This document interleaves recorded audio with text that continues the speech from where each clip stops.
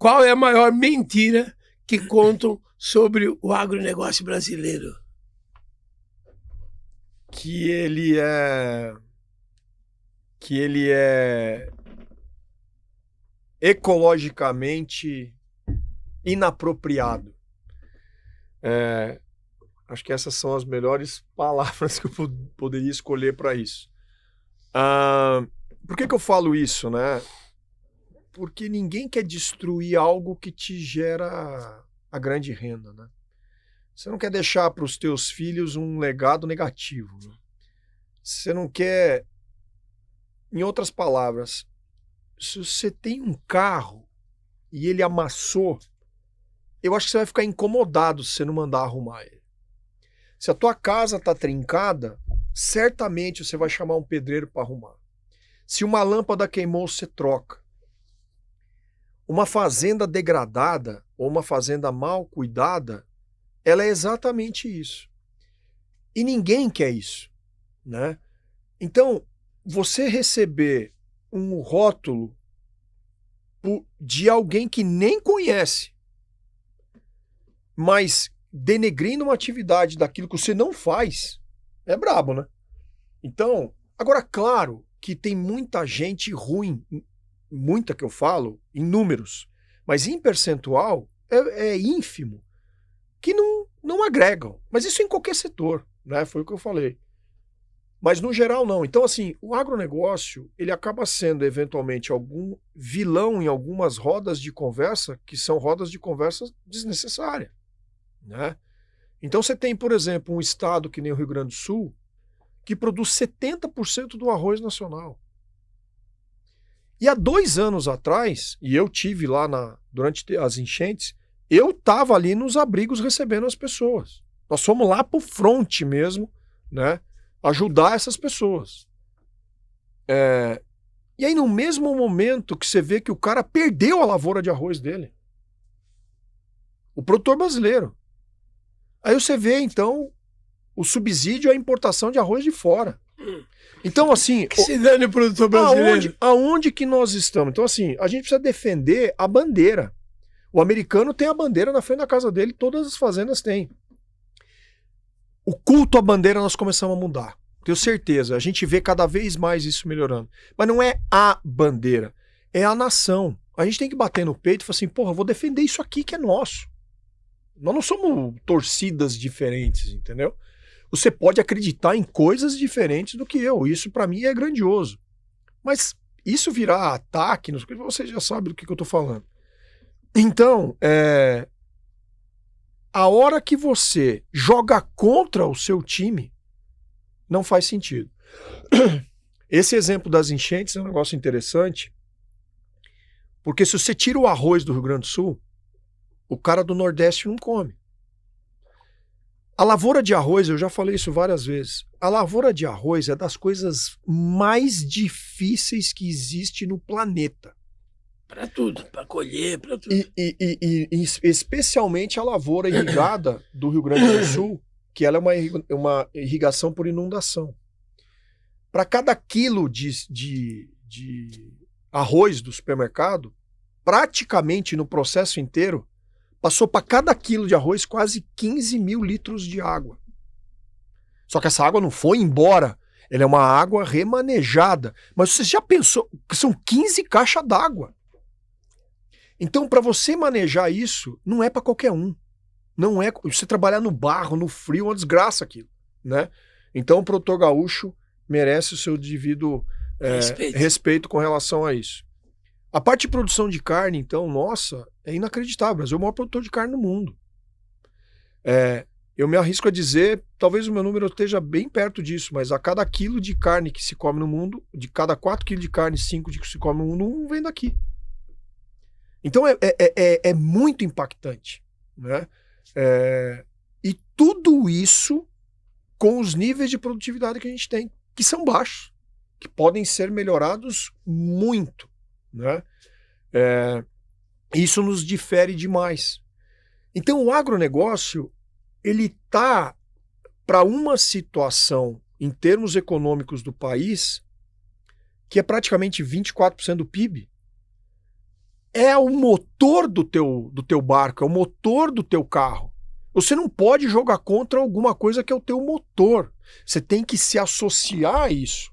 Você tem que ver aonde que eu consigo me beneficiar disso em conjunto. Vou dar um exemplo. A Nova Zelândia é um país do tamanho do Rio Grande do Sul, talvez. Eles produzem menos de 2% do leite mundial. São algumas ilhas lá, né? 3 ilhas.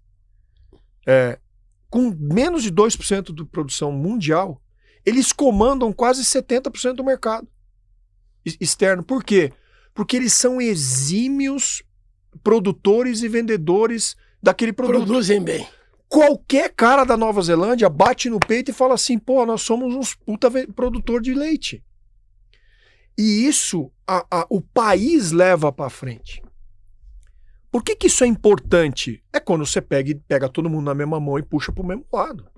E aí vai dar certo, né? Então você pega produção de soja, produção de milho, o Brasil está sempre lá na frente, né? E isso poderia e pode ser muito mais. E esse é um pedaço que eu acho que é legal, que você me falou, para aproveitar e falar do agronegócio brasileiro, de que amarra inclusive com a pergunta do pasto. Se fala muito em desmatar e não sei o quê. O nível de produtividade do Brasil de pecuária ainda é considerado baixo. Ele não vai ser mais.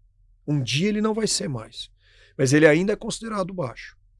Então, a quantidade de cabeças que existe frente à área de pastagem que existe, nós temos aí algo em torno aí, talvez de 1 cabeça por hectare.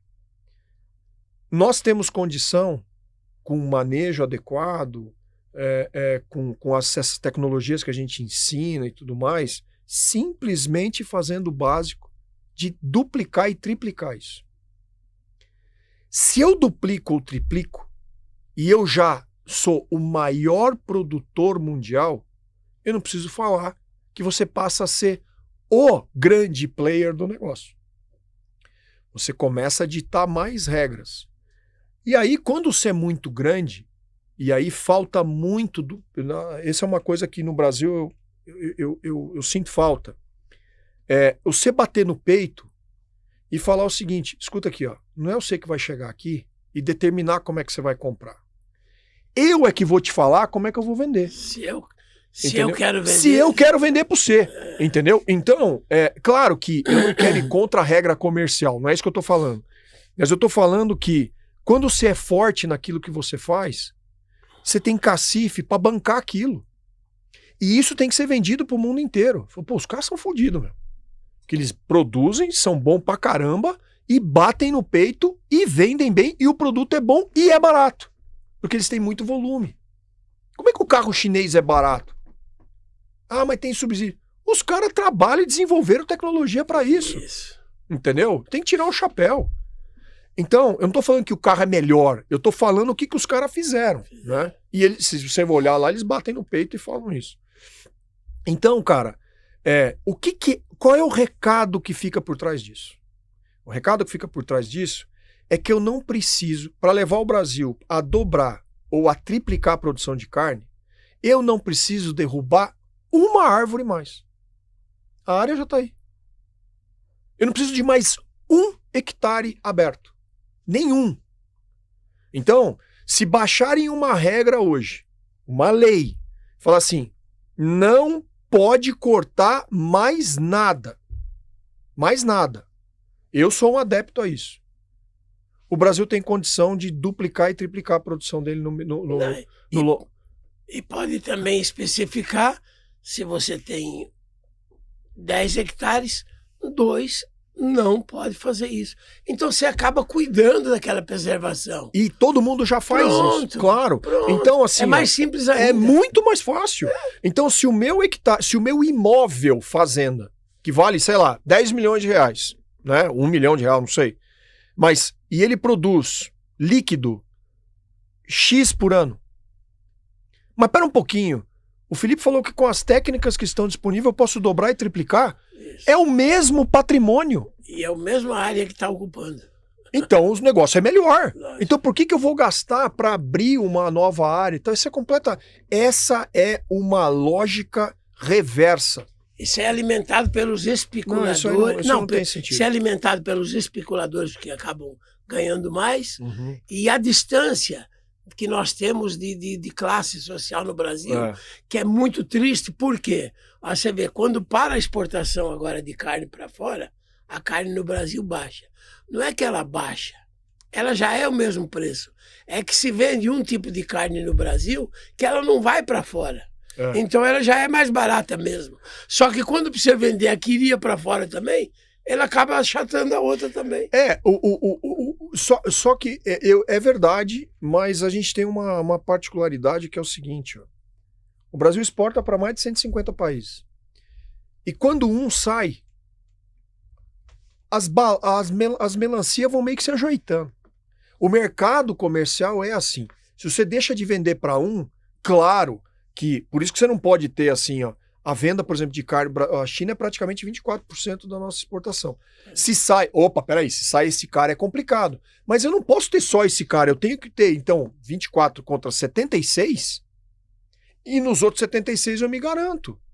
Só que você só se garante se você tiver uma política feroz de externa e tal. Então, os teus contratos, Armando, de venda, eles já estão feitos. Se eles não são realizados, essa carne vai para outro lugar.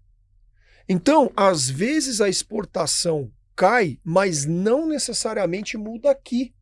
O padrão de consumo aqui ele é determinado por outras coisas. Você não tem só, você tem carne de frango, você tem carne de porco, você tem ovo, tá certo? Peixe. E só para você ter uma ideia, em termos de carne, vamos pegar carne bovina. O americano consome aí entre 40 e 50 quilos por cabeça ano, o brasileiro entre 30 e 40 e o chinês 7. 1 bilhão e 400 milhões de pessoas. Você já parou para pensar se o chinês resolve de uma hora para outra, falou, não, eu vou comer 1 quilo a mais de carne por ano. Nossa. Cara, isso é 14% de incremento. Então, é violento o negócio. Agora, a hora que você traz as outras carnes, suíno, aves, para conta, o consumo per capita do chinês vai bater perto do nosso. O que isso significa? Que o chinês come menos carne bovina e come muita carne suína e bastante frango. O comportamento cultural, a forma como o país lida com isso, cada um é diferente. Mas nós estamos falando de exemplos aqui de 3 gigantes, né? Brasil, Estados Unidos e China. Mas esse padrão de consumo, ele deve ser levado em consideração num padrão comercial. Como é que eu vou tentar negociar com alguém se eu não sei se ele come aquele treco? Entendeu? Então eu preciso saber com quem eu estou lidando.